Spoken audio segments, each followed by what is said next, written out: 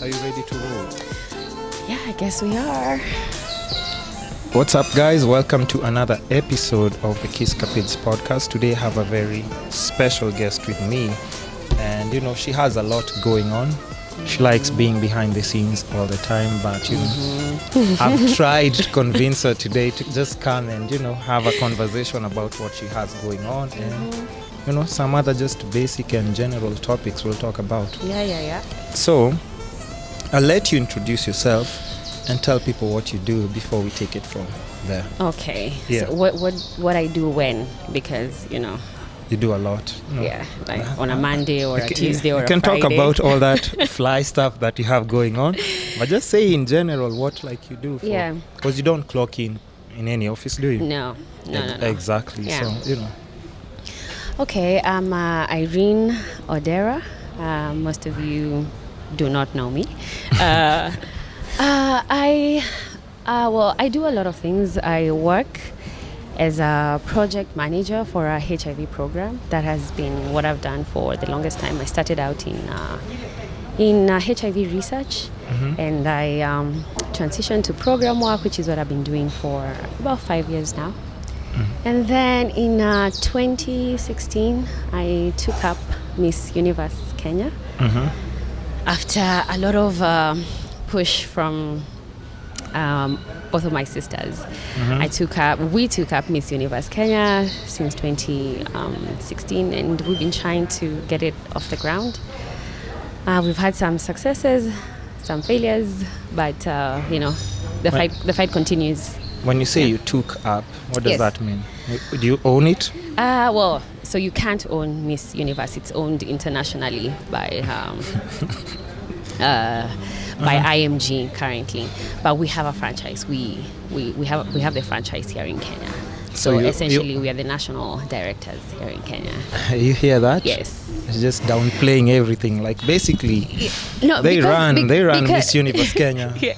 Can you say that? Yeah, it sounds good. It sounds good that way, but the groundwork is very brutal, and there's a lot to do. Right? There are a lot of disappointments, and being the kind of people that we are, of course, we are after making it a very big outfit. You know, we want to incorporate a lot of the ideas that we have, and it's difficult to do, but we have started, and we have great partnerships with people like you. Hey.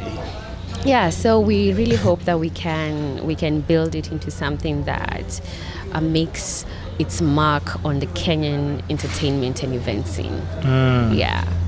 That's a very good introduction. Like, you know, she just finished the introduction right now. But you guys get the rough idea of who I have like on board today. You know, Irene Odera, right? Yeah. One of the directors of Miss Universe Kenya. Yeah. You see, that's a summary. That's 7 seconds. Oh, okay. That's 7 seconds of introduction. So we're going to do this a lot. I am going to just run my mouth and then you can summarize. No. But yeah, I just needed people to understand that.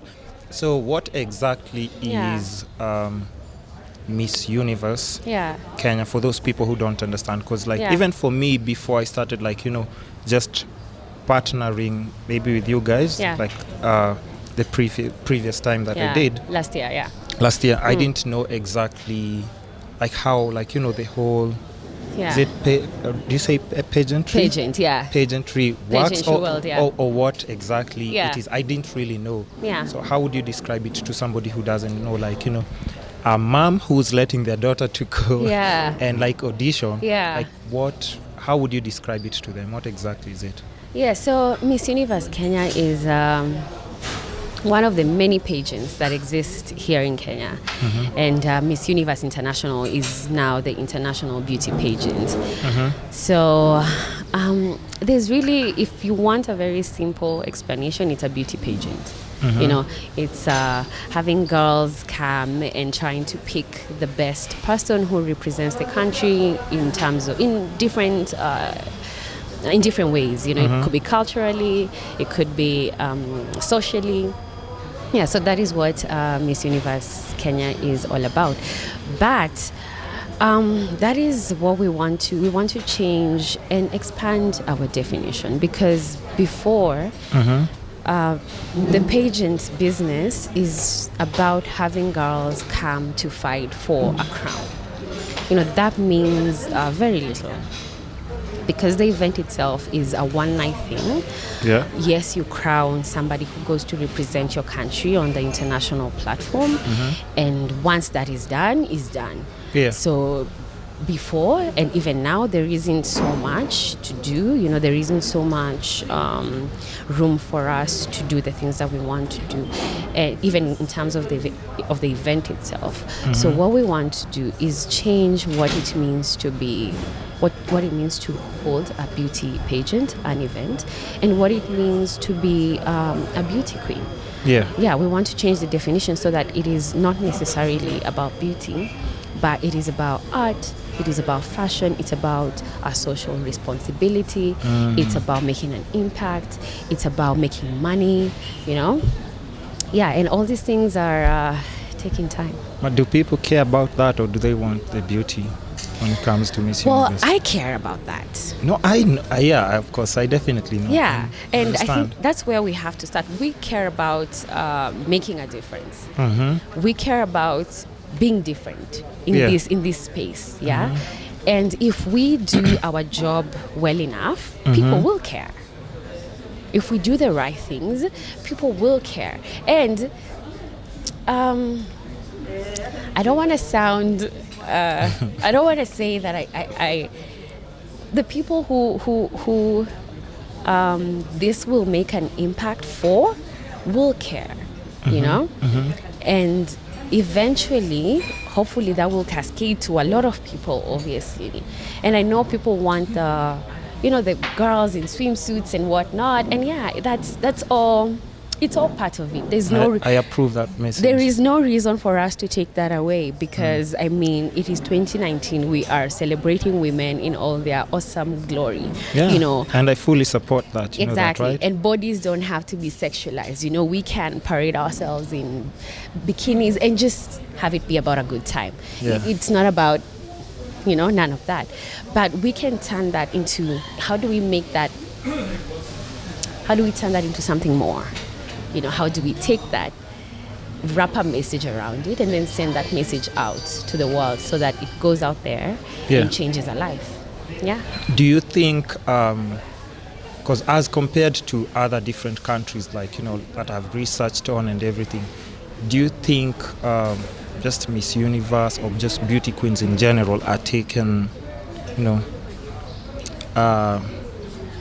are given enough credit for what they do, or are they praised enough? Because I've seen in Philippines, like the way they do even parades, they have days reserved for just their beauty queens. They do parades around the city and everything.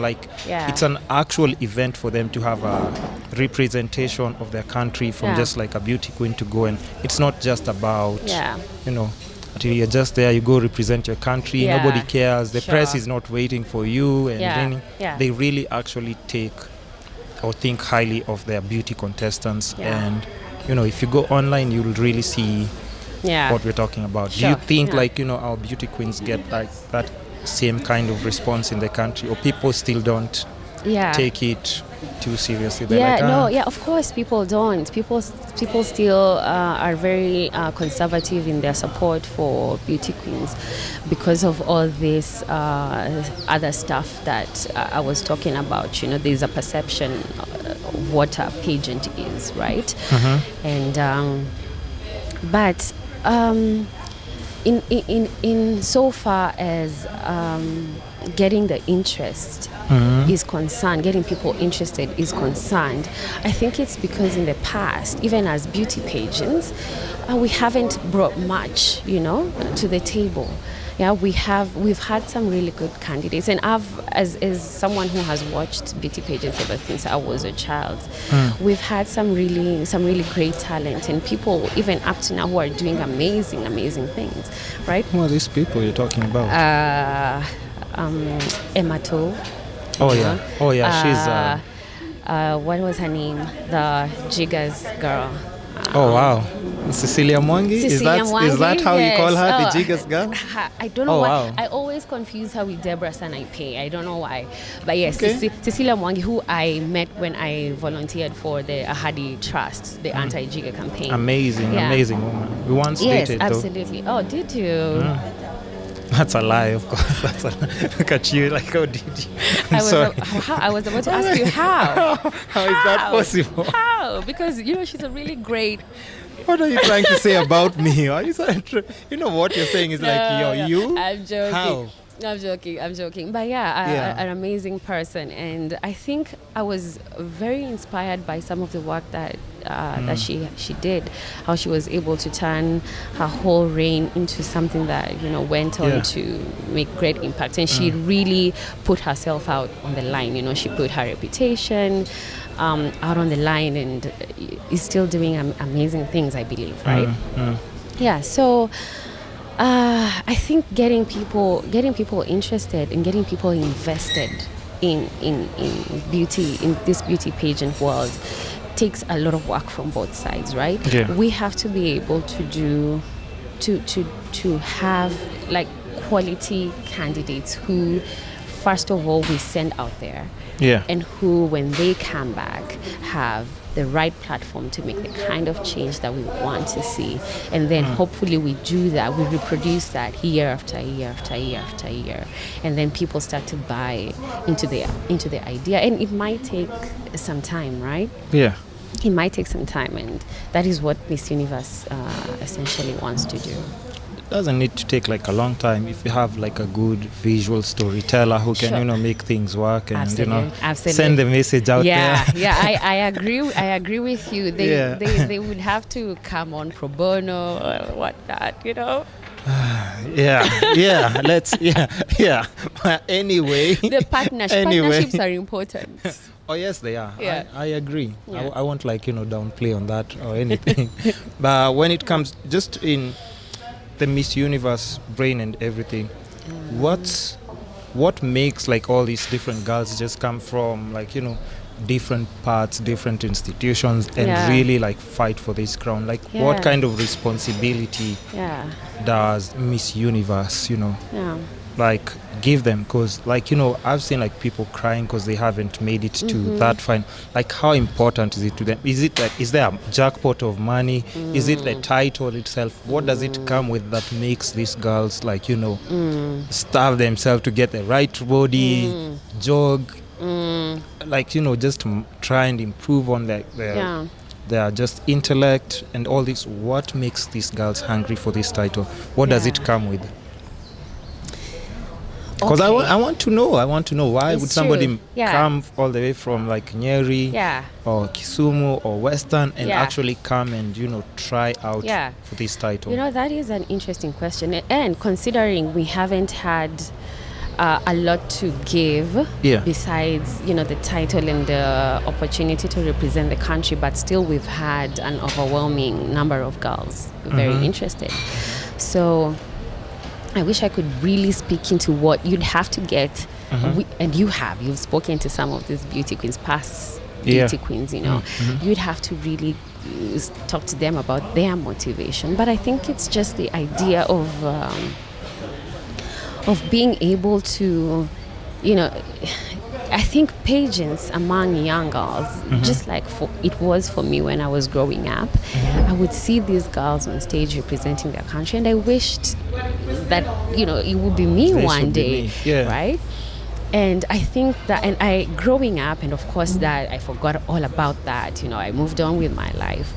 But when I think back to how I was and I imagine these girls right now, I think it's the same thing for them, right? The motivation is just seeing yourself at such a huge international stage, and all eyes are on you at that point. You are out there, the people who are concerned are focusing on you, and I think that is a key motivation for these girls, because it certainly was for me. I just wanted to be on a big international platform, modeling, doing my thing, doing something that I loved at the time.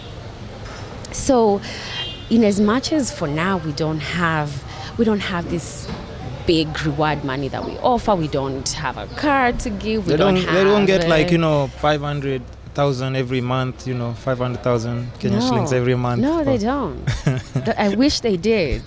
I wish they did. They will. Yeah. But I'm guessing like if you have something going on as a model, like you have other things going on, projects that you're passionate with. Yeah. It's a really nice platform that might skyrocket to so many different levels. Like Absolutely. even if you're not anticipating it, they might just actually start. Absolutely. Mm-hmm. Absolutely. And in this country, pageantry and modeling sort of like crisscross somewhere, Mm-hmm. There is really no dissection between the two. If you're a model, you can do both. I mean, why not? So winning this big title is just something to add onto your portfolio as a model. Yeah. Right? Yeah. Mm-hmm. Yeah. So I think that is also a very big motivation for some of them. Because I'm thinking like during like the reign of like Akina Emato, if I'm not mistaken, I think the rewards were a bit like more. Like I think like the first, but like the winner used to get like I think maybe a car or something. I don't know. I'm just trying to remember. Yeah. I'm not sure whether I'm quite right about this, but they used to get like you get like a big check of a certain amount. Yeah. You get a car. Yeah. You get like a trip to wherever, and then there were so many other things. So what made that change and because I'm thinking like the more we advance in the digital age, and I'm just assuming like a lot of people would expect it to have more. Yeah. How comes it slowed down? Do you think people don't appreciate it more as much as they used to? Well, because even nowadays I heard there's like Miss Mandazi or something. I was shocked. There? Yes. You haven't heard of anything like that? No. You don't think it exists? Do you think I'm joking or do you think I'm serious? I think you're joking, of course. I am very serious. Oh, yeah? There is Miss Mandazi. I'll bring her to the podcast by the way. Please, like, do it. So what is this? What is Miss Mandazi? I don't know if she can eat like lots of mandazis or what was the whole point, but I was just shocked. But I'll definitely like bring her out and have a I would want to know about. Absolutely, right. But you know what I'm talking about. Like there's so many pageantry right now and everything. Yeah. So but I'm just saying. Like even from like your auditions, I'm sure like so many of the girls that show up, you'd hear like even though they don't qualify, you hear like this person has a title somewhere, this person has a title somewhere. Like over 130 people, like they all have titles. So when they come there, they're like, yo, what do you mean I haven't qualified? But I'm Miss whatever from where I come from. Yeah. So that's what I'm talking about. I mean, it's Well, for Miss Universe, do you need some sugar for that? Let me taste it. It's perfect. You're good? Mm-hmm. Okay. Miss Universe really had not been in the pageant market for a very long time. Mm-hmm. So coming back in 2016, it was literally like from the ground up. From the scratch now. From the ground up. Like imagine like 5 years of nothing. Well, in 2014 they had it, which is when Gigi was crowned in 2014, but I wasn't involved then. You're not involved? No. I think she told you the story of how she got crowned that night. She said first of all that you never supported what she was doing. 100%. I know how people can be hypocrites, and here she is right now as one of the directors of Miss Universe, and you didn't want her to. She did not do it the right way. What's the right way? She explained it on the podcast. She lied, she missed school, she was not honest about what she was doing, because I support my sisters, whatever they want to do. Like, you're doing this, I'm 100% behind you, but talk to me. Be honest about it, and let's see how we can work. Would you understand? I would. 100%. Because here's this young girl. 100%. Yeah. First of all, she's saying she wasn't even 18 when she started, and you guys didn't know. Here's this young girl who'll be going on this runway. Yeah. And she'll be exposed to this, that's for her. She'll be exposed to all these people. Yeah. And I mean, she'll be there walking like in a bikini. There are guys screaming, and you're like, oh no, this is my baby sister. No, it wasn't even about that actually, because we've never been conservative as a family. We didn't grow up like super conservative. Really? And whatnot. No, not at all. Okay. Not at all. That explains how it turned out. No, I'm joking. I'm joking. So it wasn't really a big deal. When she told us about it, we were not thinking about swimsuits, whatnot. No, that did not even cross our minds. She was just this young girl who was supposed to be in school, and was missing school to do all these other things on the side without telling anyone.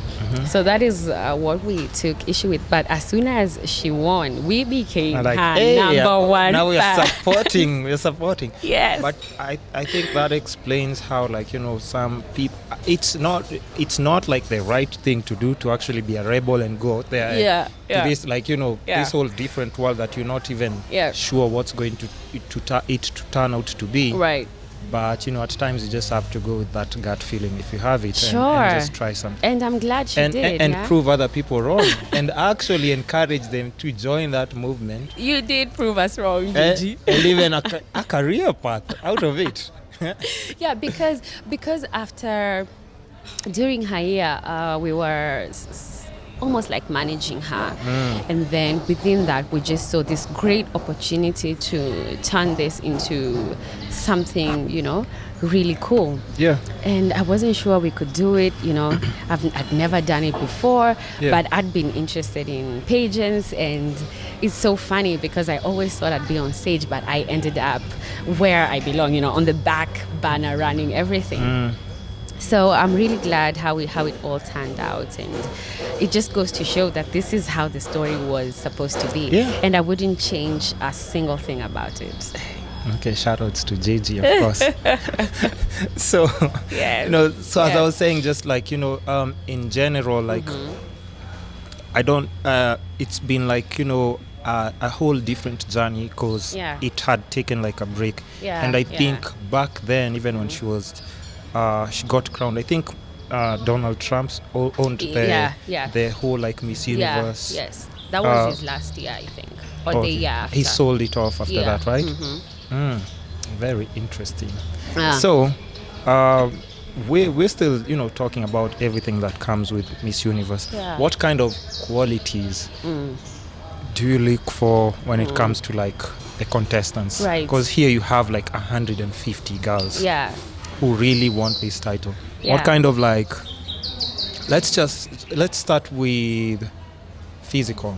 Sure. Are there specific dimensions that you look for? No. Because you'd have well, because you can have plus size models. Like I've said, you have all these different titles in Kenya. You have people who've been in Royco commercials and everything, and they were selected specifically because of a certain look and everything.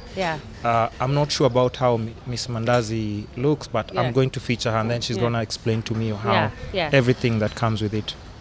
Okay, Because you have, because in international platforms, I'm sure designers don't want any surprises because they're designing these dresses, and for maybe a they're specific body type. they're okay, we understand, but our dresses have been designed to this size so that they can. Right.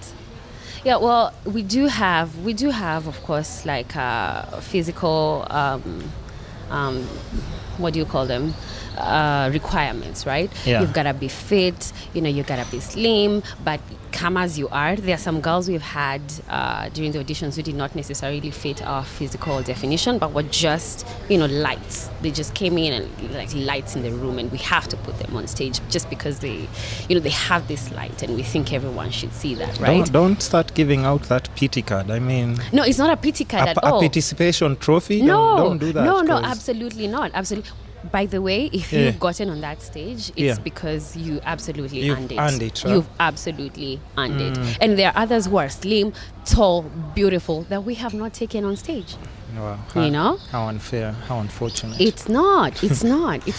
Because during that audition stage, of course you go in with all these things that you want, and then some girls just surprise you, You realize things like physical descriptions, of course, take the back banner. No, But wait, first of all. for some girls. But let's say, no, I know, Yeah. but we'll get to that as well. Yeah. But let's start with like just the physical Yeah.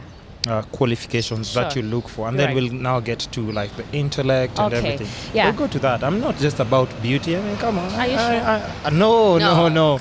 No, I'm just saying so that, Yeah. if somebody's listening to it, because Yeah. some don't know even if they qualify or Yeah. should I try out for this. Yeah. But definitely, I'm sure even like for physical, Yeah. you would Yeah, of want, course. there's maybe a specific, you wouldn't Yeah. want a bit too, Yes. or a bit too small, Yeah. maybe too short, Right. Right. We want. Let's just go with height, we waist want tall, size, all yeah, those of course, things. so about 5'7", 5'8" there, and very slim. Someone, because right now Miss Universe is run by an international international modeling agency. So of course they're looking for Yeah, they have that- some specifications they have that they some really want. yes, exactly. And we also want to be able to compete on that basis. We want them to see us as potential work. Yeah, Right. yeah. So of course we gotta take someone out there who has the typical model specifications, slim, tall, fit, of course interesting bone structure. People who we feel have the potential to work as models even internationally, right? But you see, even with our 2018 beauty queen Wavaya, I know we say we want tall, but that girl is not tall. She's not tall. She's not tall. She's tall in her heels, but she's a very petite girl. Yeah. Yeah. But you could notice if she's, next to the other contestants that they're actually. Yes, exactly. Yeah. But she was still the right choice, because of just. Do you think she'd have gone further if she was taller? No, I don't want to. No? I don't want to say that No? because. No, I don't want to say that. Sips tea. Maybe, Okay. maybe Hold on, she hold- would have. hold- hold on, maybe hold on, she hold- would have. Maybe she would have not, because there are so many other tall girls who. Hold that. Just thinking, because No. I've met her. She's amazing. No, I don't. She's amazing. No, I don't think that. I don't think that height had anything to do with it, because there are 80 girls, only one can win. Yeah. Most of them are pretty tall, and most of them didn't make the cut. So at the end of the day, I don't really think that height had anything to do with her performance. Okay. Yeah. Since we're still on that topic, I just have like some pointers, guiding us through and everything. Sure. But what do you think? Because this is an international platform. They have judges and all these other things. Yeah. But just from your selection, because Right. you guys chose her Yeah. to represent the country, right? Yeah. Why do you think she didn't get as far as maybe you were anticipating? Right. Maybe you were thinking of top 3 or something close to that. Why do you think she didn't make it that far?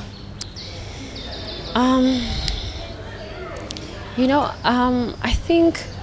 Because I'm guessing when you choose someone, you choose them because you're like, yo, this is somebody who could potentially bring us the crown home, right? Yeah, I can speculate a lot about what we did or did not do, or what she did and did not do. Okay. And I can make comparisons between 2016 and 2018, and also cannot say we were not prepared, because even in 2016, we had a very short time to bring everything together and to prepare the girl. Yeah. And Mary Esther went to Philippines and did really well. Yeah. Right? And 2018, while we may have had a bit more time, we sent who we felt was like the best representation of Miss Universe Kenya, and it just happens that there were better people there. It was the competition was a bit tougher, a bit tighter. In terms of what? Are you saying like light-skinned girls are better than? Is that what you're saying? No. I'm saying no. That's not what I'm saying at all. Better in what ways? Because when it comes to beauty, I'm sure like people would. Well, but I'm sure like not even for me, Yeah. but I'm sure like in the girls' heads, they're like, Yeah. okay, why didn't I make it? And I think that's why sometimes on stage when someone is eliminated, they start crying because they're like, yo, I mean, what do you mean I didn't make it? Because I was sure. Let me explain what I mean. It doesn't have, I don't want to specifically narrow it down to skin color.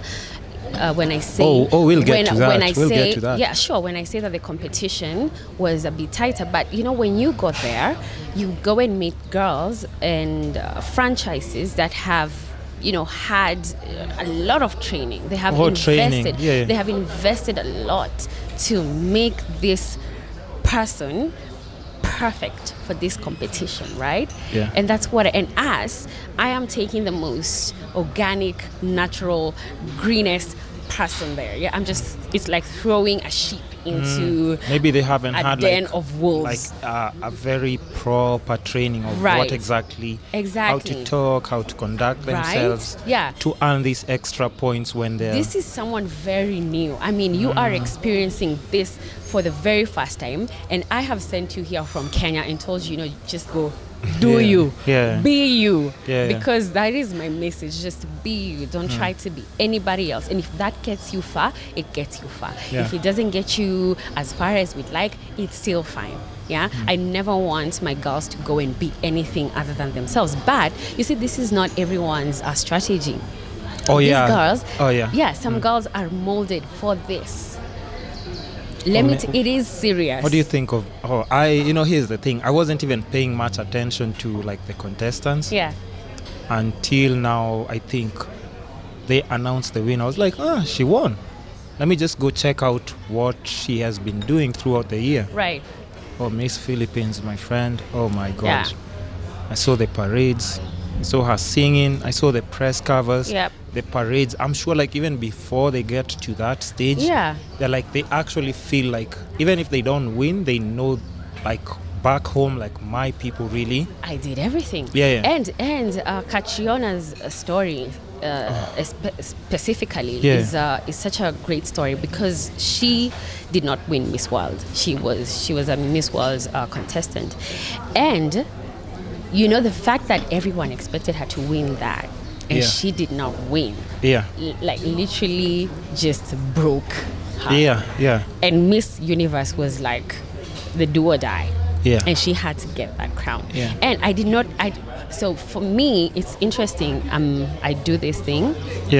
But I'm so focused on the money side of things. Like I just want to put in a lot of investment into the franchise. Like I don't follow up on so many other things that actually also play a very big important role, right? So I knew about Catriona when I saw her at the preliminary competitions. And I remember I was watching with Gigi online, you know, so Gigi and I are comparing notes online. I'm in the arena, Gigi's back here watching, and we are comparing notes. And when I saw her walking like, you know, I kid you not, I did not know anything about this girl. When I tell you I knew nothing, I did not know her story. I found out all this stuff after. Terrible. But after that terrible national director. When I saw her walking that night, like, oh my God, who is this? I texted Gigi and I was like, who is this?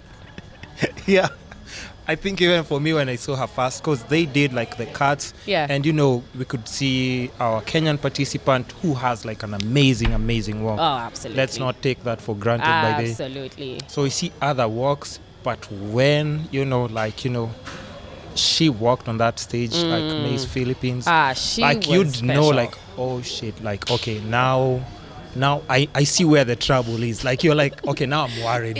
If you have contestants participating there, you'd be like, okay, now I mean, now you've got my attention. We're in trouble. Yes. And and that's before you even hear her speaking, because once she starts talking, Lord have mercy, then you're like,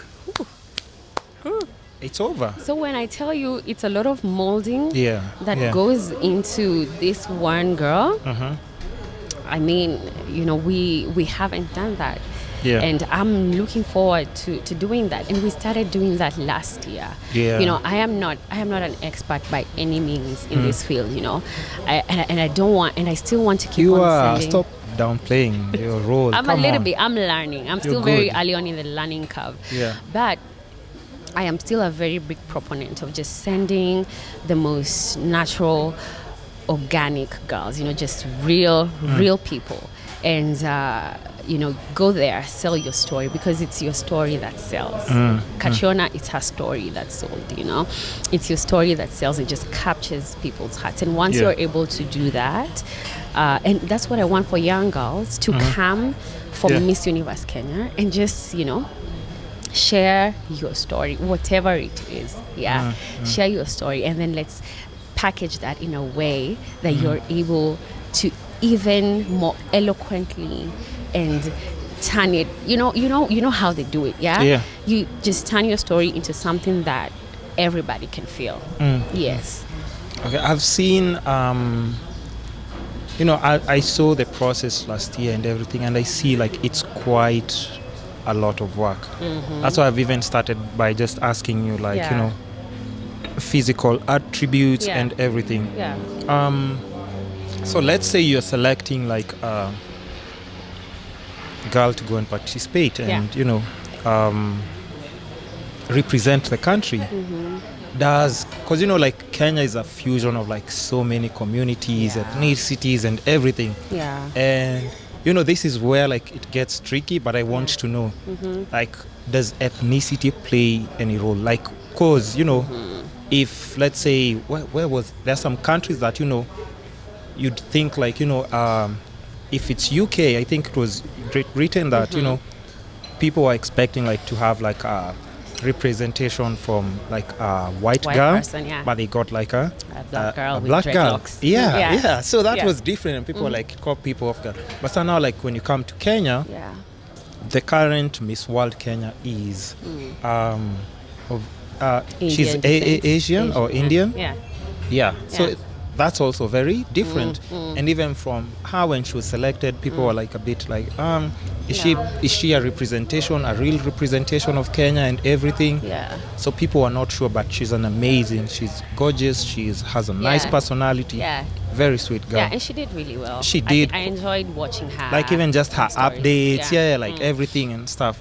So when you're selecting Miss Universe Kenya, like if you have like all these different ethnicities, maybe let's say you have a white girl, an Indian, a mix of Borana, Somali, and like, doesn't it get a bit tricky when you need to select, because you're like, okay, even though you have all the attributes, we don't think you'll be the ideal like representation, because out there the way people know us in Kenya, they know they have certain looks that they already expect. Like if somebody is coming from Kenya, this is how they look. They used to Lupita, how she looks. Who else? Like just the iconic Kenyan names that come to them. They expect a certain, like, first of all, dark skin. Let's start with that.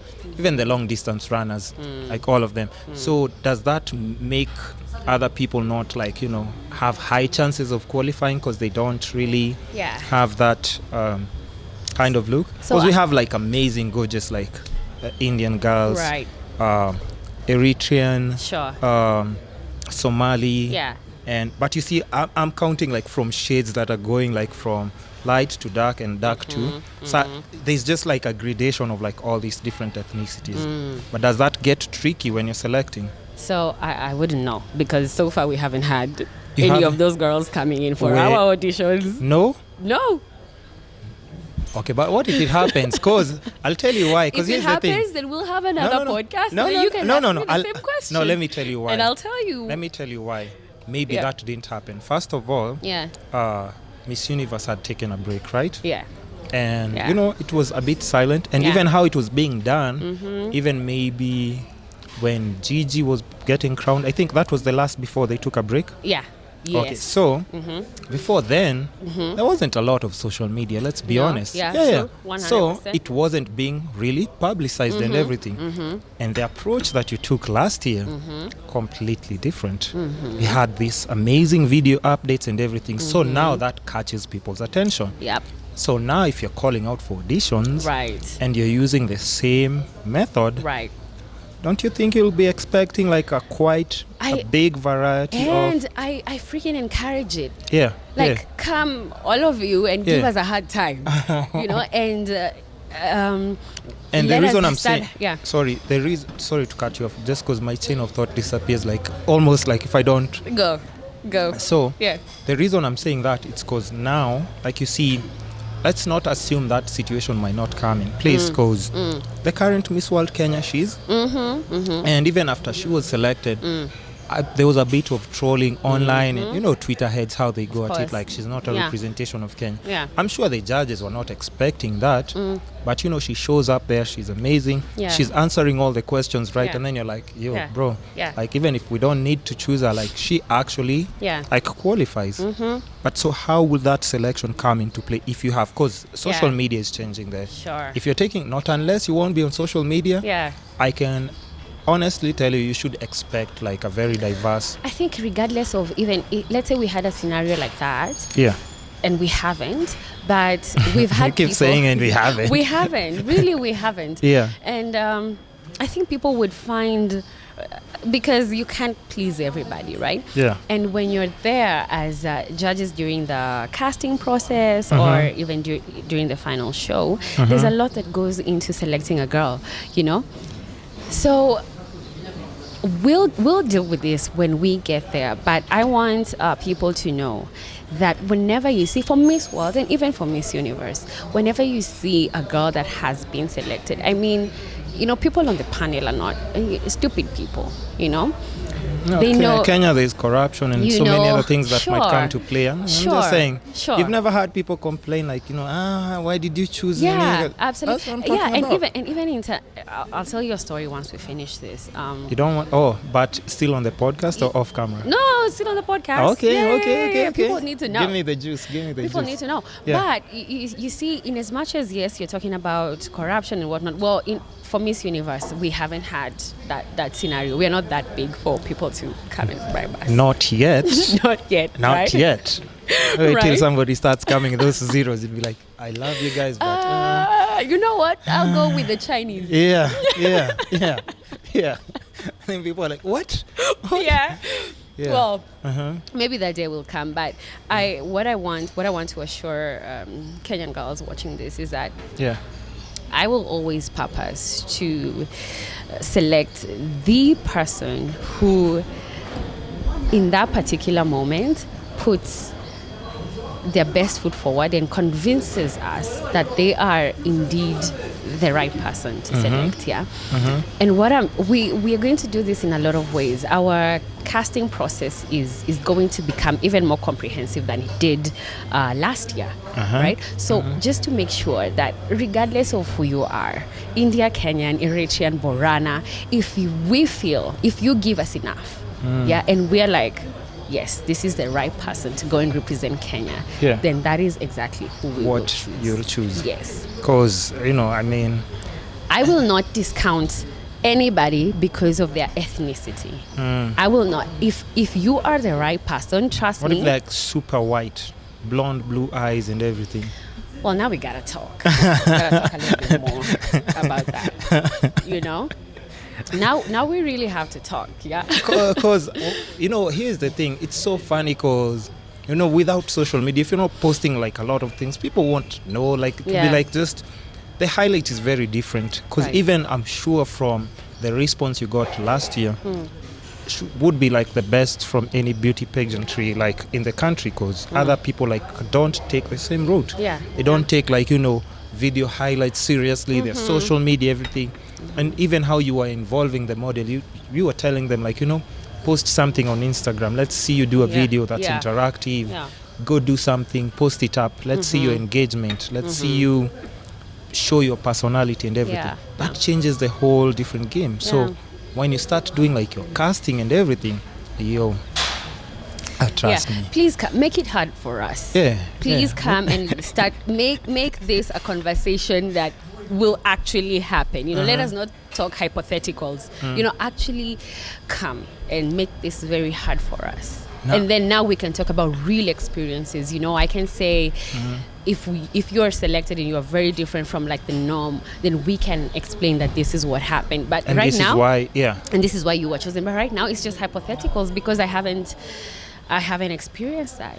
Okay. We haven't experienced that. No, the girls that I'm talking about, you guys know. Show up. Don't feel shy, because and even some of them, maybe they have the qualifications. You have to be Kenyan, though. You have to be Kenyan citizen or resident. Yeah. Just show up with your ID, and at least that way it won't be too hard for them to say like, I'm not so sure.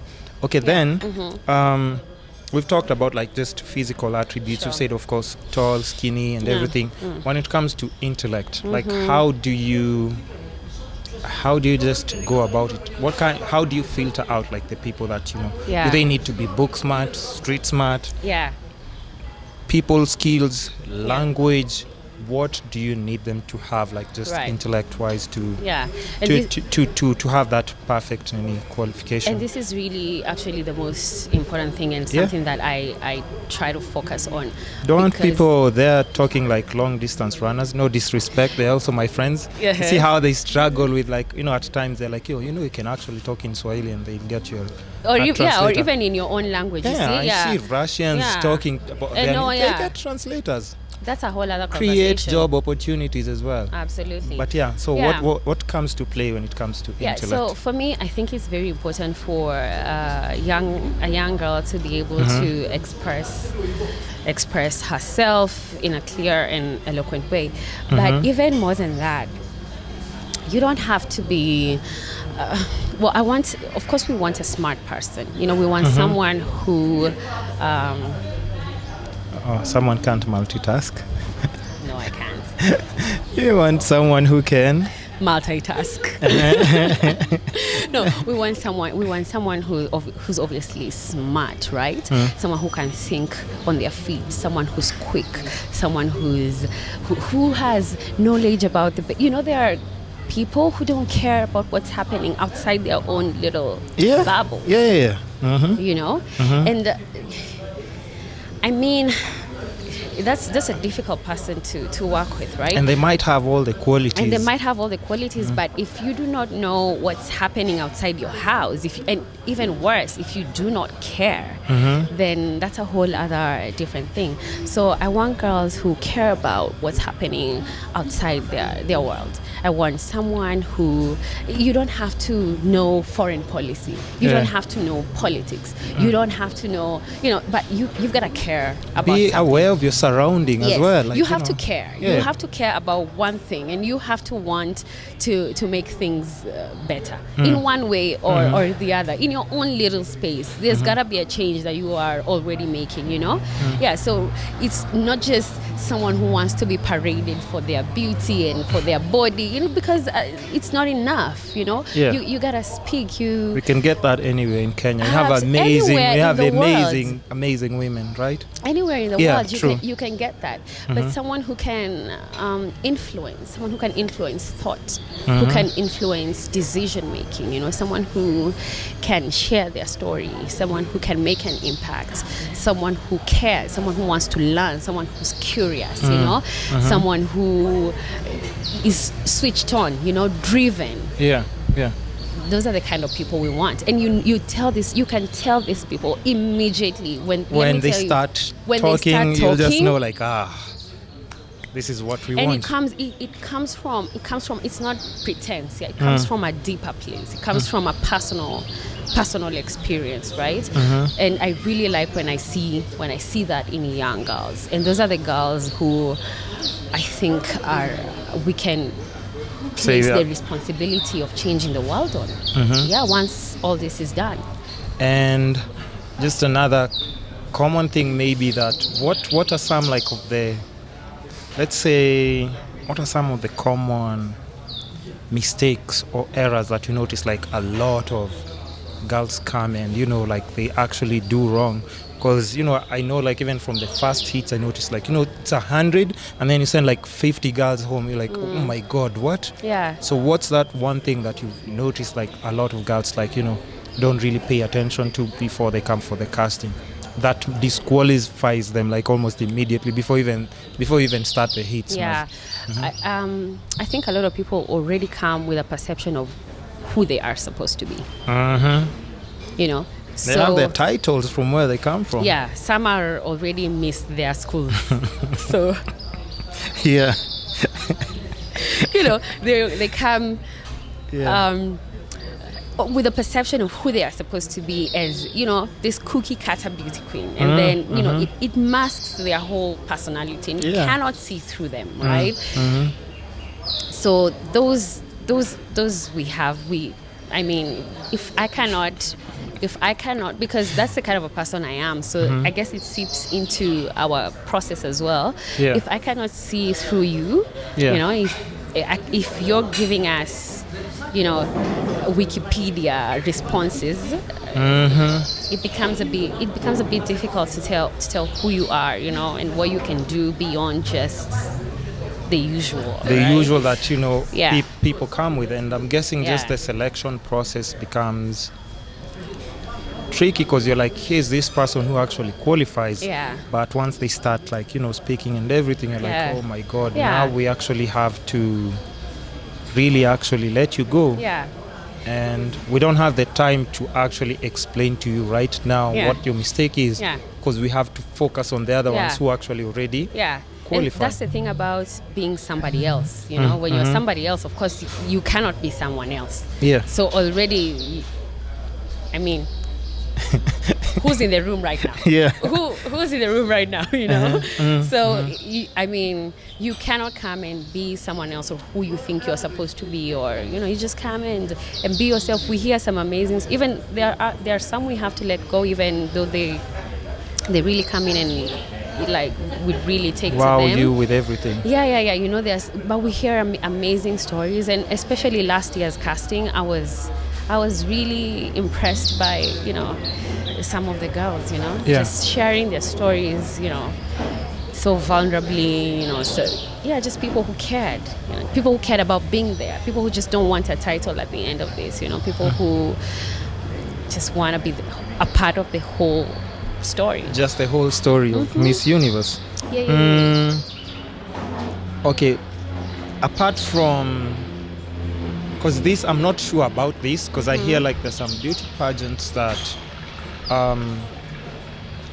some of the things that would disqualify you would be, do you have a list of things that disqualify people? If you're married, if you have a kid, if you're past the age of, you know, certain, like such things, what are some of those things that, you know, just even though you're good and everything, we might not be able to accommodate you at this time? What are some of those? Yeah, if you're married, if you're pregnant, or if you have a child. Don't support pregnant women? Well, you cannot, because you have to walk in heels, and that's just not healthy for your baby, you know, and we don't want to be responsible for putting your life and the life of your unborn child at risk, right? It's a lot of training, and even internationally, of course, it's a lot of training. Yeah. If you're married, you don't qualify? Why not? Yeah, because essentially love is not acceptable in the beauty world. No, it is, but you see, if we take you Are you married? No. Okay, so we'll get to that. No, we won't. Yes, we will. Okay, yeah. So sorry, my apologies. Why don't, like, you know, married people qualify for this? Yeah. Well, so I guess the idea is that we operate under the assumption that you are going to win the international competition, and then you gotta relocate to a different country and work there for an entire year, and that would. Is that what happens? Yeah. Oh wait, if you actually win, you relocate to New York. Yeah. Oh wow. Okay. For an entire year. Oh, that's definitely a divorce. Well, I can't be seeing you with all these designers, musicians, all these. You agree, it's a bit of a strain, tricky, right? It's tricky. Yeah, it's a bit of just another thing that the organization or the franchise has to take into consideration. I'd rather not. Okay, so marriage, what else? Yeah. If you're pregnant, if you're married. Of course, you gotta be a citizen or resident for over 10 years of the country you're living in. Yeah. You gotta be, if you're not, I think those are the main ones. Main ones.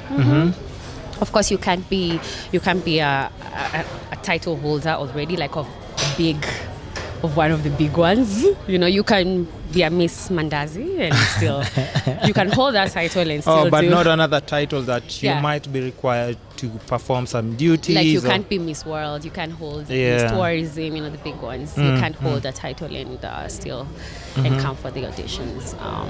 What else? Anything else that stands out that you definitely can't be a previous winner, you know, if you've won like before, you can't come and try and do it again. I think those are the main ones. It's not really a lot of disqualifications, but I think those are the main ones. Those are like the main ones, right? Main ones. For us at least, Okay, so that's interesting. At least now people know, like, you know, if I'm going through this, like, a baby, you've said if you have a baby, that's okay. That's no. You also cannot have a child. You know, gotta be free. Yo. Free as a bird. Just you yourself. Even if you're a responsible mom and everything. And that's great. And we would like to continue. We would like for you to continue being a responsible mom. So, you know. Oh shit. Yeah. Okay. So what else comes with the titles? What becomes like some of your responsibilities once you're chosen? Like I'm thinking maybe throughout like that year there's some specific tasks that you'd want this person to actually do. Sure.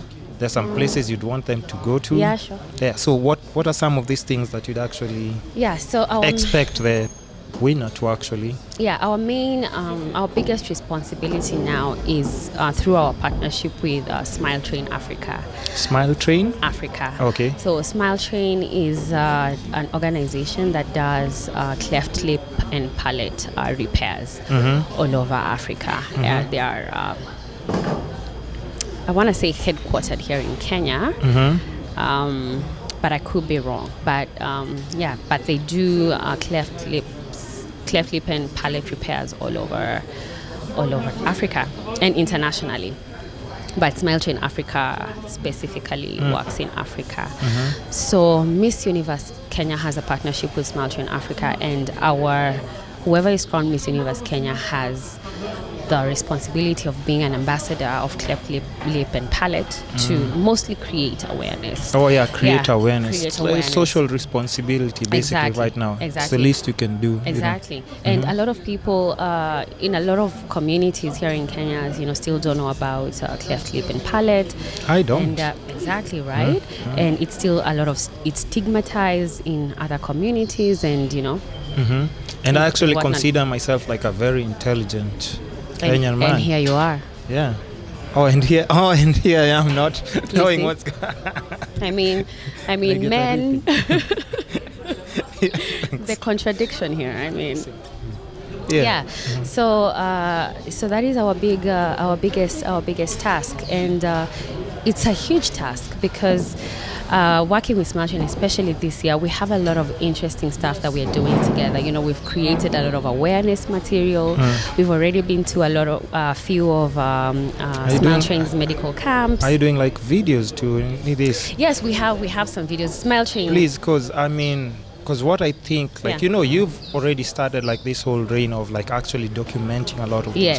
And you know, see, even when a lot of people see things online, such things, there's some people who don't really understand why they need to be documented. But that's the only way you create awareness. And we are like right now, it's a digital community. Everybody wants visuals. Right. People want to see. They don't just want to hear. Because you might talk about, you know, like this, like maybe somebody actually needs to see to understand even what you're describing. You know, because how would you describe the clef?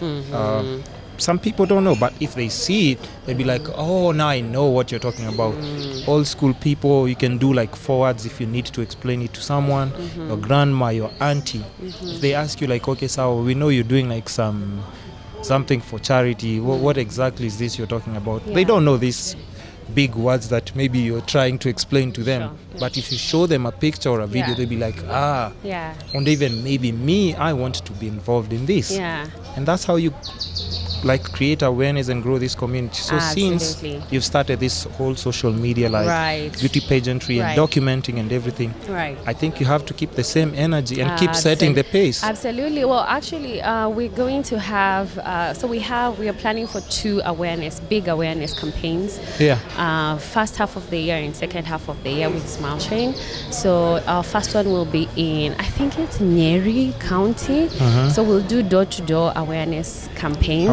And we are going to involve even the girls from last year. Some participants who contested. And we are going to have a lot of even before, we're going to have a build up to this awareness campaign, so you guys can look out for that on our social media pages. And then during the campaign, if you want to join us, if you want to work with Smile Train, if you want to join us on the awareness campaign, you can share some of these messages on your social media as well. You can mobilize people to get out, because you never know. Some people have these kids and they're hiding them somewhere in the house. So it's so crazy because as much as we're in Nairobi, I think at times you just get tied up with the hustle and just the social life and everything and then you actually forget about what's actually happening out there. Absolutely. People don't know that if somebody's born like that, it doesn't mean like there's something actually wrong with it. It's just it's just something that's also common. And it's just like a condition, and there's treatment for it. Absolutely. There's psychological. There's a lot. And it's free. And it's free. Yeah, Smile Train does free cleft lip and repair surgeries. But there's some people who don't know that. And even just I'm imagining a kid who's grown up like that, maybe from up country, psychologically maybe they've been teased and they're just not so confident about themselves. But here you guys come and create awareness. Do the surgery and just change someone's life. But if you're in Nairobi, I mean, at times, and for people now to actually get a bit of light of what's happening out there, documenting and putting it out. So I do respect that a lot. And then so what else comes with the title? Because that's like the CSR side of it. What else comes with just the title? Because I'm sure that's not the one thing that you do throughout the year after you get the title. Of course not. So I don't. So you are, as Miss Universe Kenya, you are supposed to represent their organization in different also fashion and modeling gigs as well. You are supposed to be an ambassador for a social cause. You are supposed to. It's still very. It still doesn't have definitive Exactly, because we don't have a lot of support or the capacity to do what we want to do. Does the government support the Miss Universe Kenya? Do you? They don't. The government doesn't play any role in it. It should. It should. Okay, ideally. it should, but does it? It doesn't. Currently. It doesn't. As it is right now. Oh, is it like candlelight for us or what? Yeah, I think it's for the flies. Not for us? No, it's for the flies. So disappointed. Oh, okay,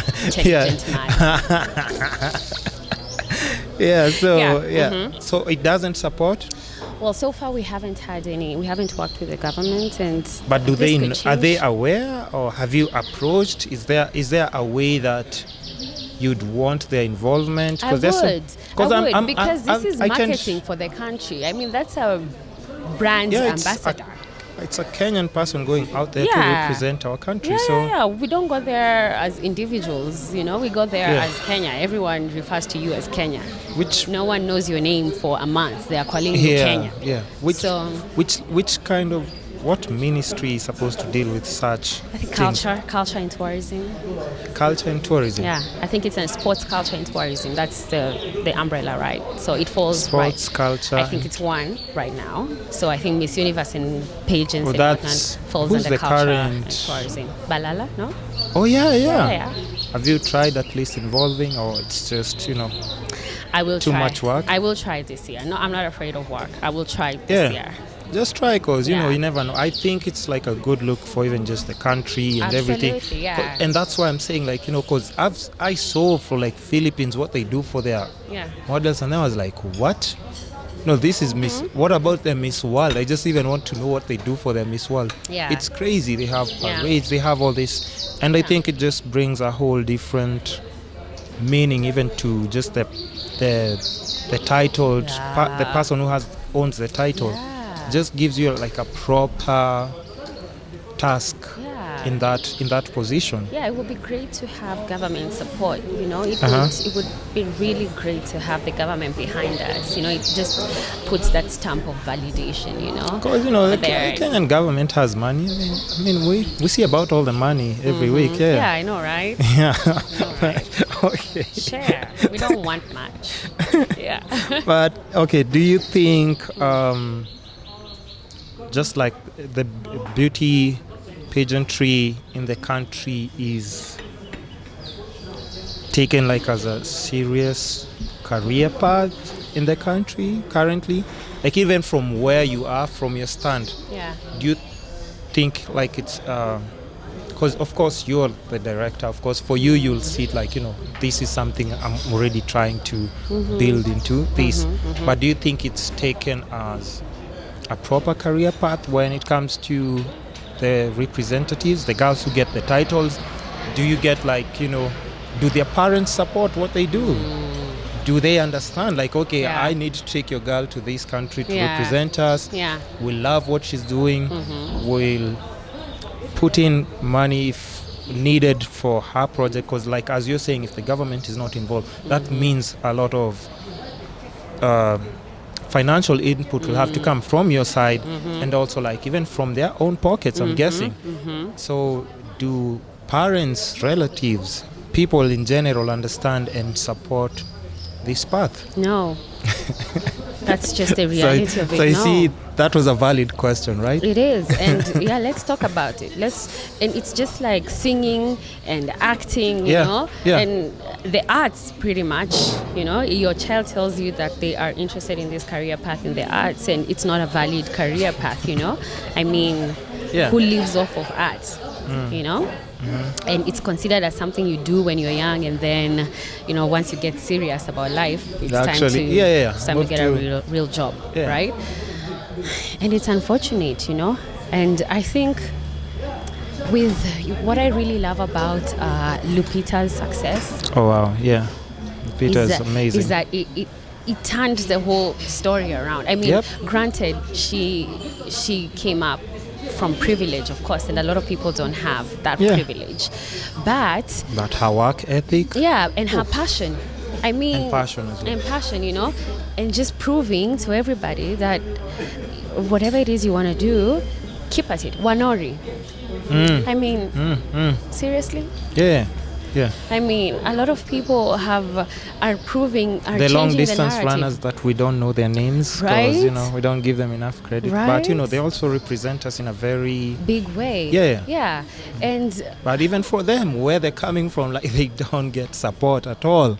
It is so unfortunate. And I mean, I like these stories because they are changing the narrative. Yeah. So for me, it puts me in the kind of mental state where I feel like, okay, I will just keep at it, until we're able to build this to the point where, someone can really make a life out of just 1 year. Yeah. Do you know there are girls who go for Miss Universe and never work a day after? A day in their life, yeah. I mean, do you know there are girls who actually live off of just that 1 year? You competed. It just changes something completely. It changes your life completely, right? Yeah. Because now all of a sudden you become a spokesperson for so many things, right? Yeah. And people believe it. People buy into that idea, and people believe it. But here it's taking us some time, and the progress is slow, but there is progress. That's what I like. That's what I like about it. And if we keep building, because the responsibility is on both sides, I will not act like I do not have the responsibility to build something that can actually pay. Yeah, it is my job to build that, and that's what you're doing. And that's what I'm doing. And if we continue on this path, then girls can transform from Miss Universe Kenya to international models, to spokespeople for really big brands. Yeah. You know? Yeah. And that is really where my focus is, because it is so unfortunate. I feel like there's such great potential and opportunity in this platform. Yeah. To do anything beyond just modeling and fashion, to do anything. Yeah. And once you get this platform, it should ideally be able to reward you, right? But it doesn't, at least not in the way that we want it to.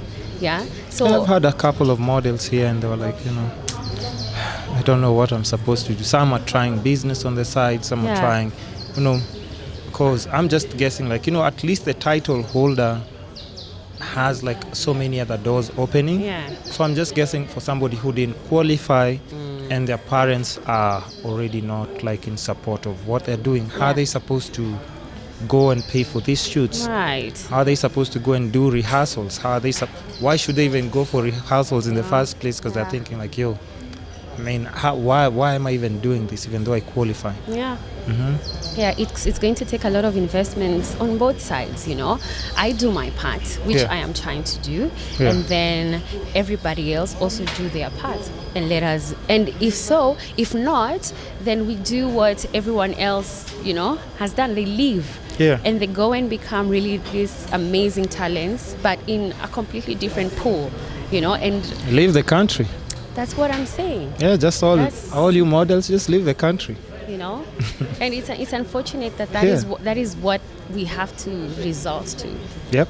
But I'm really hoping that it changes. I'm really hoping that we can. But it's up to you, right? Because the thing is, if we have people like you who like understand all these little different issues, you're the only one who can make this move. You can't go to the government. All these old people are like, what do you mean? Us, we just know if it's a catwalk, that's that's it. They don't see all these other things that come into play with it. Right.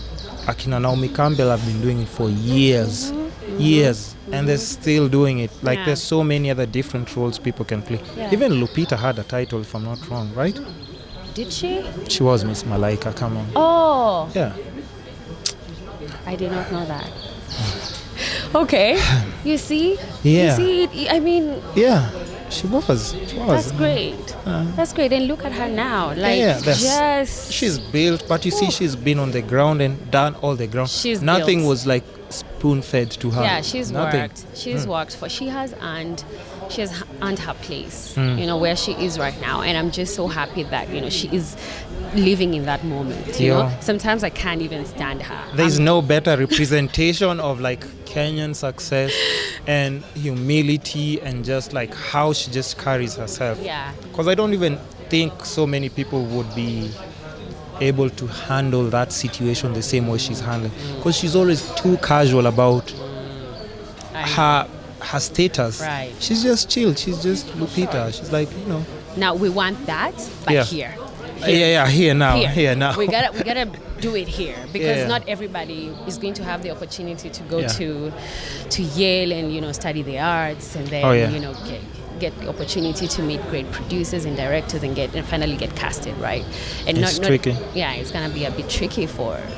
Doesn't happen to everybody, but if we create the opportunity here within the arts, then and this is and I'm not even from this is not my area. I did not ever think I would be in this area, but what did you study? Like, oh my God, I'm just curious now. I just want to know, like, because now this is like your baby that of course you've already like jumped into it and you're really serious about it and everything, but what was like your initial, were you doing like a regular job? What was your first job? I do a regular job. Right now? Yeah. You clock in, clock out somewhere? Well, I do have a full-time job, like I said. An 8 to 5? Well, it is. So I work Shocking. I thought I was just interviewing entrepreneurs who don't, I work for an American NGO. Oh, wow. Yeah. Well, that explains why she has all this money. I don't. No. I don't. Well, I'm playing, but I'm just saying, like, you see, these things I don't No, I'm not aware of these things. Yeah, I can't. Well, the reality is I can't do this full time. I really hope I'll get to a time when I can do it full time. So you actually work for a company somewhere? Yeah, I'm a project. I didn't know that. I'm a program manager. We do HIV. That's where this project comes in. Yeah. We do HIV prevention from mother-to-child transmission and early infant diagnosis follow-up. Wow. Yeah. And you see, don't downplay on that as well, because even that's like Well, I've done it for long, so it's. But also that's like also important, because it shows when you're doing other things, like even in just the Miss Universe reign and stuff. Yeah. It's actually you put in a lot of what you learn from like maybe a regular job and perspective into play when you're actually working running this. I started out as a researcher in HIV research. What was your first job? Forget about my God, forget about the expensive nice job that my very first. Okay. I want to know your first. My very first we'll come back to Miss Universe. Yeah. No, I want to know your first. Stop saying professional and everything. I was a waitress.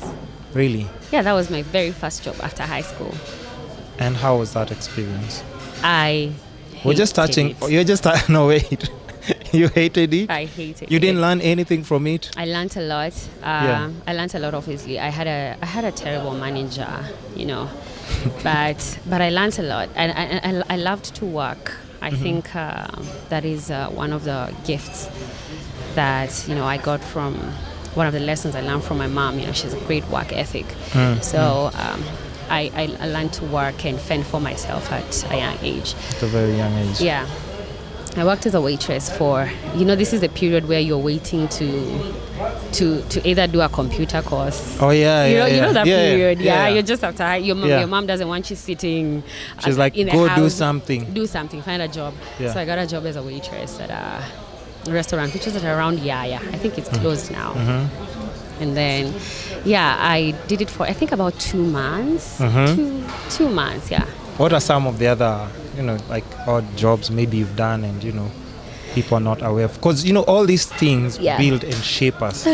All those little things, like actually make you look at things very differently. Because if somebody hasn't done, like, you haven't like gone through that period of like different projections, you won't appreciate things the same way if you haven't gone through some other things.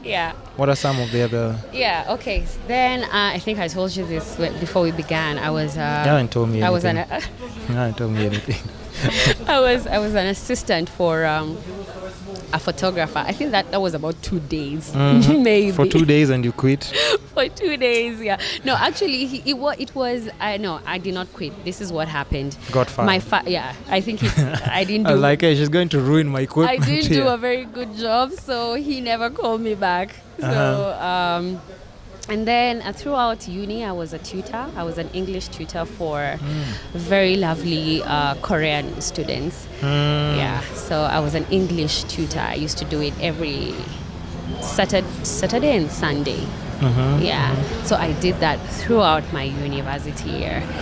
Yeah, and then I got out of uni and I got my first job as a assistant research officer at the Kenya Medical Research Institute. I worked there for about 2 years, and then I started working for the company I work for now. Amazing. But you see, all these things just shape you into this kind of person, because you see all different elements of life and you look at things differently. I agree. And all these things that you've learned from all these different places still come to play when you're actually doing like even the Miss Universe thing as well. Sure. Okay, now since we're on this topic, what kind of training do you give like these women who qualify for Miss Universe? What kind of skills do you want them to have that, because you've talked about this training process that, people have to go through and everything. What kind of training do you give them? So last year we had this thing that we called the sell and serve. So all our challenges that were leading up to the event were based on that theme, selling and serving. And what I like about it is that it cuts across any industry. Right? Not just as a model, not just as a beauty queen where you have to sell yourself and where you have to serve people, right? This is actually serving people, like... Yeah. Yo. No. I know why you did that. You know why? Tell me. What was your first job ever again? Oh, you didn't realize that? Ooh, how? You see, I've always been into service. No, but you see, like, all these things connect, but there's a reason why subconsciously maybe you picked and you didn't even realize, but you're like, this will teach you. You'll learn something from this. That makes sense. Sure. Yeah. You didn't even realize I that, did not. That's very interesting. And thank you for actually, today with the punchlines. Hey, bam, bam, listen. Wow. Speaking to an intelligent man, they don't make them like me anymore. All that's left is the rich part, which is I'm working on. But this part is good. This part is good. Yeah, I'm working on that. Sure. Just get the money and then now you, the complete package. You got it. Yeah, so... Yeah. So the training is about learning to sell yourself. And after all that, how can you use your skills and talent and who you are as a person, your beingness as a service to humanity. So like I said, I'm not an expert in, how you best sell yourself, so I'm really looking to partner with professionals in this field. But last year we had a really good training. We had the girls just learning to speak. We asked them several questions. We asked them what was going on in the world. We listened to their responses. We asked them to define themselves, to describe themselves, and it was interesting because people automatically, when you ask someone who are you, they will give you, the typical responses. But, last year we tried to dig a little deep, like who are you? Who, at the very core, what do you care about? What have you been through? What are your dreams? What are your aspirations for yourself and for the world? What do you want to see?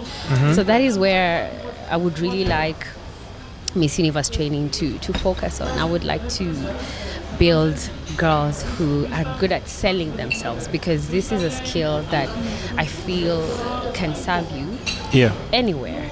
Yeah, when you can put your case forward to someone and say, this is why pitch your brand. Exactly. If you can say, this is why I am the right person for this job, for this, for this brand, for this and this and this and this and this. If you can do that and do it well, then we have done our job. You've done your job. Exactly. So, and if you can use your skills for service, because people think it's easy.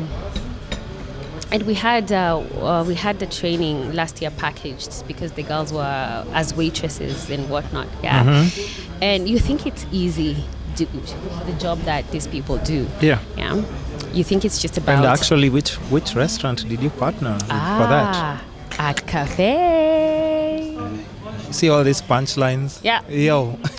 You see, it's all working. It's all working together. Yeah.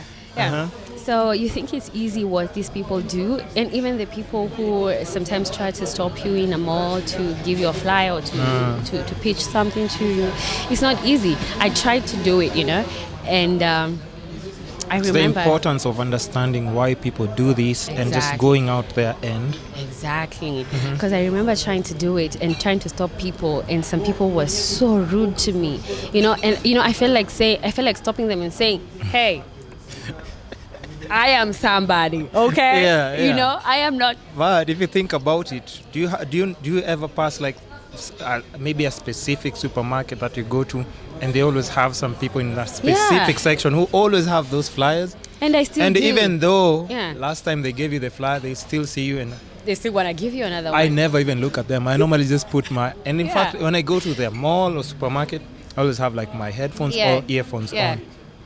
And even if you call me, yes, I hear you, but I just pass. I know. It just gives you. But now it's a flip side. You're in that situation where person. you're training and teaching people how to do this. Exactly, right? So it's just a thing of respecting everyone's what everyone is doing, because it's not as easy, right? Respecting somebody's time, and even you don't have to stop to pick. I still, say no. I say no, thank you. Okay, these days I try to say no, thank you with a smile, as opposed to just looking at you. Because you tried it and now it's not there. You can just tell me no thank you, it's fine. So I try to say no thank you and whatnot. So it's not easy, and those are some of the things that you come to appreciate. And we did an after the sell and serve, we did a thing where all the girls shared their experiences.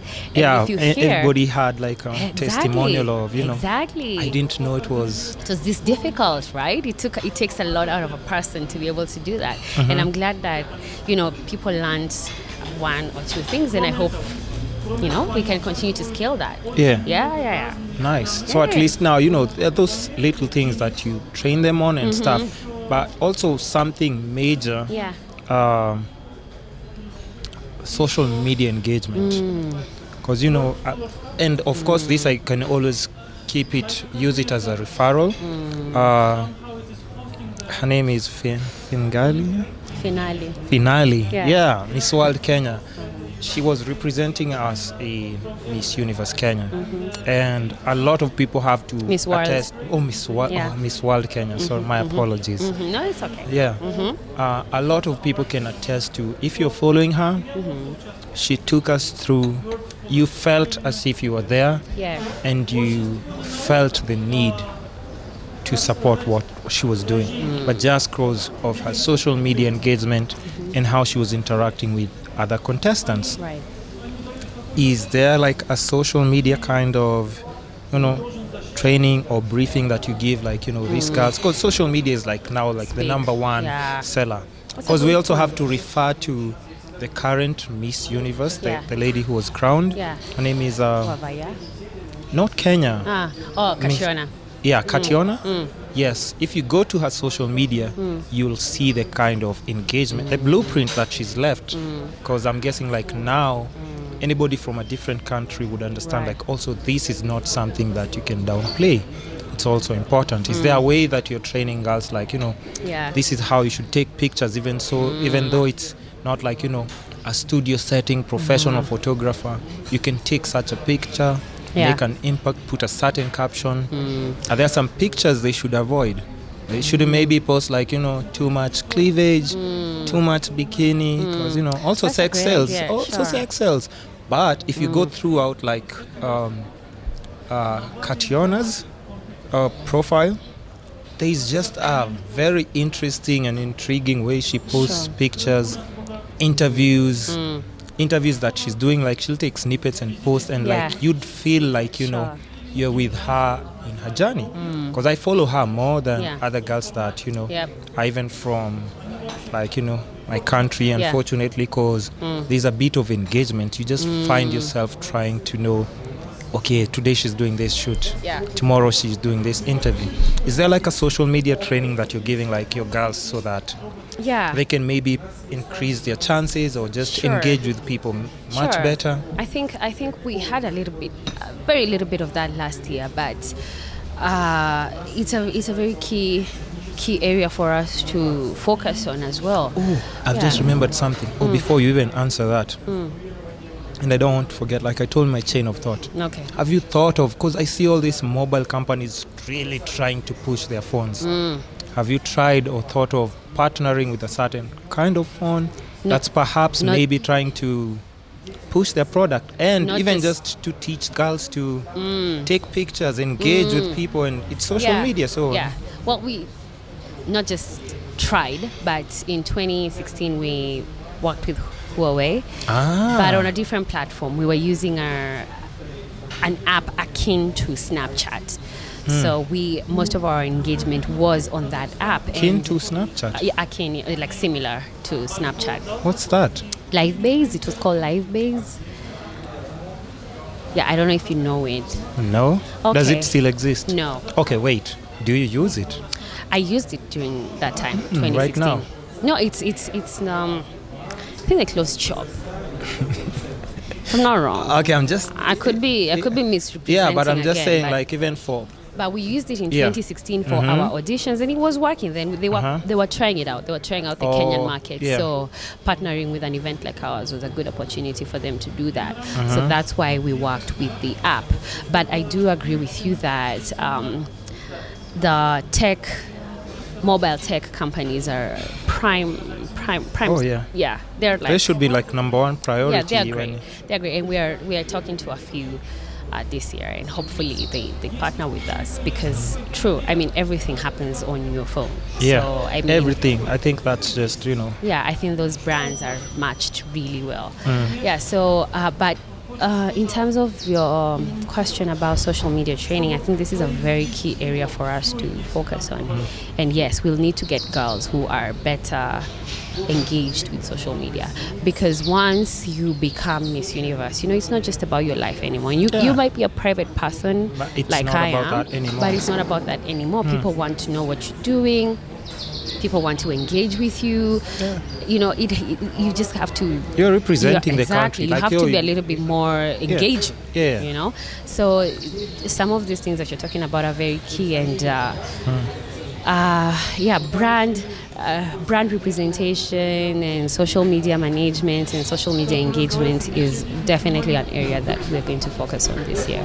That should be like priority. 100%. We're looking to work with some great people who know everything about this, because I am like the worst. Listen, the podcast has been, sponsoring a lot of events this year. Okay, not a lot of events, like just a few important, outstanding ones. Like, nothing much, like a rally. Yeah. We've sponsored one rally. Yeah. We'd want to sponsor something else that, matches our international standards. So, in case you feel the need to, hey, don't feel shy, because, I'm always there. This is why these relationships are there. Come. Teach our girls how to engage in social media, because we need it. That's what's up. I'll just plaster my logo so many places. Well, we can talk about we'll talk about that, right? Yeah, just a bit. Like, if people are doing like the catwalk, the whole logo is just behind, just like, No freaking way. But we can talk. We can talk about, but we can talk. Yeah, the podcast has been doing like strategically a lot of little things like that. So, I mean, if you want to do that can be organized. I do. Who else is, really out there with like, I do. a knowledge of... Exactly. I'm interested. I'm letting you know right now. Okay. Yeah. So that's a done deal. Yep. See how we seal deals? There you go. Just quick. Yeah. Okay. Now just to wrap up just on the Miss Universe and just get a bit more personal. Which one are you ready for? The wrapping up or the personal? Well, shoot. Well, I'll try. Okay, let's go with. I'll try and answer. Just to wrap up on Miss Universe. Yeah. So what strategy do you have in place, like maybe just for this year, for trying to, make like that a better chess move in our participation and just in the country and outside the country? Yeah. Because I'm sure even from last year, there's some things that you've actually learned that, okay, maybe I shouldn't have done this, maybe I should have approached this differently. Yeah. So what strategy do you have in place for this year? What's your move? What's your chess move for this year to just, Well, I'm not going to tell you all my moves. Yeah, no, not all of them. I mean, I'm just saying, like, what do you think you're going to... my main move. But what do you think you can do better for this year? Generally. Yeah. After the event last year, first of all, thank you to all of you guys who reached out to us and told us that we really put out a great event. A lot of you came out, you enjoyed the show. It wasn't just about the pageant, it was fashion, it was a little bit of fashion, it was interesting girls, I mean, thank you for that feedback. And what we want to do is, first of all, engage with the public early on. I mean, in advance, we right? We cannot keep saying we were unprepared for each and every year. I mean, we should know by now. not to be unprepared. Yeah. So I think when you prepare for a great event, you prepare for success, right? Yeah. So we are going to engage with the public very early on. We'll do a lot of the activities like what we did last year, a lot of fun activities that put us out there. And then we have people like you who are shooting the videos. Oh, this year is going to be crazy. I mean, so we want to keep doing that. Yeah, great content. You know, YouTube, definitely you have to do YouTube. Oh, absolutely. Because I think you noticed maybe last year, like even with the short snippets, there were people who were like asking, like, "Yo, are there any full videos that we can see?" Like, you know. The whole, but even with that, you still engaged with a lot of people in and outside the country. I'm sure you got those responses. Sure, we got you this year. We got you this year. And was there any other country actually doing that? Like, you know, highlights from like their pre-selection and everything? Not that I saw. Hey, see what I'm talking about? Yeah, not that I saw. You have to keep that energy and just set the pace. Yeah, exactly. That also shows and makes you stand out from. Absolutely. Yeah. It was really great actually, and watching them back even now. Yeah. You know, it's really great to see, because when you're planning the event, you know, it's a lot of stuff. You don't get to live in the moment. Even for you don't really. You're just you're just getting out stuff done and moving on to the next thing, right? Yeah. But watching those videos back, you see, you know, just how much work you put in, and it's really a beautiful thing. It's a really great story. So we want to just build our story. Yeah. And we want to invite anyone who wants to be part of our story to join us in making these stories, because it's just an amazing thing. Amazing journey. Amazing journey. And we also are looking to do things year round. Yeah, because a lot of people tell me, and a lot of people have challenged me to create something that's not just based off of this event. Yeah. One day, one night of the year. Yeah, so I'm really excited about what we're going to do. I'm not going to tell anybody. Yeah. But if that gets to happen, then it's going to be a really great thing. I think it's a new thing that's going to ever be done here. So hopefully we can do that. And then hopefully build a pageant. It will. Trust me. Because like from just what you did last year, that I'm just telling you, like any other person organizing, like, you know, a pageant and everything, I'm sure they were like, okay, maybe we should start, like, you know, pulling our socks up. So you have to really keep doing that. You can't go any lower than that. Absolutely. We're gonna fuse a lot of things because I work with my sisters, and they are a big source of my inspiration. Just creative people, right? And some of the ideas that we talk about them, and then we sit back and say, it would be so great if we did that. So hopefully we get to that point where we're like, we did that. You know, just incorporating some of the ideas that we have, making Miss Universe more than just a beauty pageant, making it an experience, because people have to come for your events and feel like they had a great experience. Yeah, so I want to do what Mudhoni Drama Queen did with Blankets and Wine. Who's Mudhoni Drama Queen? What the fuck? Can I cast? I'm playing. That's my friend. My friend. I love that girl. My friend. To death. It's just because I'll take that part, chop it, and use it as a teaser when I'm posting your promo as well. I love you, Mudhoni Drama Queen. She's very hardworking, and we saw her build her brand from scratch. And she's truly my inspiration. Let me tell you, in this space, like Mudhoni Drama Queen, what you have done really, really has challenged me to just stay on this path and do the best I can to give people an experience. You are amazing. You're amazing. Okay. Yeah, okay. I'm like, she's even getting emotional when she's saying that. I'm a big fan. Like, I'm a big fan girl. Like, and I don't like to. Are you friends? No, we're not. We've met. We've taken a picture, but. You know, I'll make sure you know each other well. She's cool. She's great. I love you, Mudhoni Drama. Okay, so so I mean, we've talked about a lot when it comes to, just you in person and what you have going on with Miss Universe and everything. And, I would want to also just talk about more, but I also want to save some other bits for next time, especially for the personals. Yeah. And I would want people to get to know you way much better. No. Yeah. No, they will. Yes, they will. But I'll save that for later. Yep. So for now, the best I can do is just as I summarize just the podcast. Yeah. Because the podcast is about the 4 pillars of life: health, wealth, love, and happiness. And just from you, just a few pictures I've seen of you online, amazing pictures. But you've already deleted, your profile is empty and everything.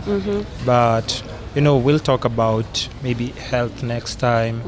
We'll talk about love as well. You just said you're single. I am. Guys, DM, the usual. Send those DM. You're like, Yeah, but yeah, strong, independent, beautiful black women. Thank you. Guys, Thank you. slide in that DM, slide in that DM. She'll take care of, if you don't have a job, she'll take care of you. First of all, that's one thing you should know. No, I'm not gonna. If you love someone, you won't take care of them? I mean, what kind of love is that? Okay, yeah, but anyway, we'll save all those other things for the next podcast segment, because I really want people to just understand, and people who are looking up to you. See, they wouldn't know all this work that goes behind the scenes. Right. Because imagine all those things that we've talked about, and you downplay them. It's just try and picture all that we've talked about. Yeah. Sure. You're responsible for that. You're great. Thank you for getting me to talk about it, because a lot of the times, we are just in our bubble. We are working to build this thing, and we think, it doesn't matter. But thank you for reminding me that it does matter, and my voice matter. counts. Yeah. Thank you for putting me on. Because I don't see you anywhere talking, doing interviews, everything. No, I don't. Imagine. And I don't feel like I need to. But need to. But girls need to hear this. But this they is need a to great. understand. This is a great platform. This is a start. It's true. It's true. It's a really big challenge that if you're in this space where you have the opportunity to engage and mold people and make a difference, then you should know that you have a voice. And I know what it's like wanting to just stick to your own little lane and not speak out about things. But I want you to know, like you have told me, it's your responsibility to do that, and it's great. Yeah. You see that? I've gotten to that deep segment where somebody has to reflect and think about all these things. I like it. But that's what the podcast is all about. It's just these conversations, people need to hear them. But they need to hear them from your perspective, from your shoes. How much work it takes. You have to organize so many different things, put a lot of emotions and feelings into considerations, even with the girls who don't qualify, and still give them hope to actually try out and keep striving for what they're going for. So for the last, just something I ask all my guests and everything. What's the one thing that right now you think you're seeking just as a person that if you get it, it would give your life maybe a better meaning, better direction? You'd look at life differently. What's that one thing that you'd say Irene is actually in pursuit of? Money. A husband? Money. Money? Okay. A rich husband would come with money. No? Well, a rich husband will come with a lot of things, but the second wife and the third wife. But no, I am I'm in pursuit of. Because anyone can get money. Sure. And if you work hard enough, you'll get money. Well, it wasn't a joke, but everyone. But everybody's looking for. Everybody's looking for money. Definitely. That goes without saying. Yeah. But I think what I'm mostly in pursuit of is just continuing to explore myself, I guess, and in all the expressions in which I can do that. Yeah. So whether it be exploring myself through exploring the world, exploring myself through conversations with people, exploring myself through knowledge, exploring myself through art and music. I'm just looking to do more of that. Yeah. And I want to get to a place where I'm starting to get there, but I want to get to a place where I am unapologetically myself. You know, like I have my values. I have the things that I love, the things that I believe in. I want to stand for something. I want my life to mean something. I want to make an impact. I want one day my grandkids, if I ever have those, to look back and know that I did something. That I stood up and I made my voice count. I made my time on earth count. So part of exploring myself is finding out what I really care about. What do I want to speak about? I know I'm passionate now about women's issues, and I'm very early in the learning curve of that. And we'll talk about that even on the next segment. Absolutely. Because if we do now, we're gonna do it's gonna be like a 4-hour podcast or 5 hours. Yeah, absolutely. Yeah. So I just want to keep exploring all these facets of what it means to be a human being right now, and in the future, what impact do I want to leave on this earth, so that when they look back at my story, they will say that I did this. So that is what I'm mostly in pursuit of, my legacy. My legacy. Yeah, that's deep. That's deep. But so we've talked about everything. Thanks for coming through to the podcast. Thanks for having me. I really appreciate it. I know it took I really was trying to tell her you need to do this. A lot of convincing. Yeah, a lot of convincing. But she came through. I really appreciate it. Thank you so much. I respect the work, and thank you. We need people like you to be out there to send a different kind of message to just tell women or girls or young girls who are coming up and understand anything is possible, but they have to start seeing it and hearing from people like you. Because if they don't, how are they supposed to aspire to be something that they're not seeing, that's not being highlighted? Because we're at the day and age, everybody's on their phone. What they'll see is what they'll emulate. So it's good for them to also see bits of what they're not used to and what happens behind the scenes and the faces behind the scenes. So I respect that. Thank you for this platform as well, and you keep doing it, keep having these conversations, and keep reaching as many people as you can reach. I love what you're doing here. Thank you. It's great. Thank you. Yeah. So that's it, guys. the usual. Make sure you hit the subscribe button on YouTube, iTunes, Facebook, Twitter, Snapchat, the Kiska Page podcast. It's been real. I appreciate it. Keep listening, keep sharing the videos. Until next time, goodbye. Ooh, how was that? It was great. It was great.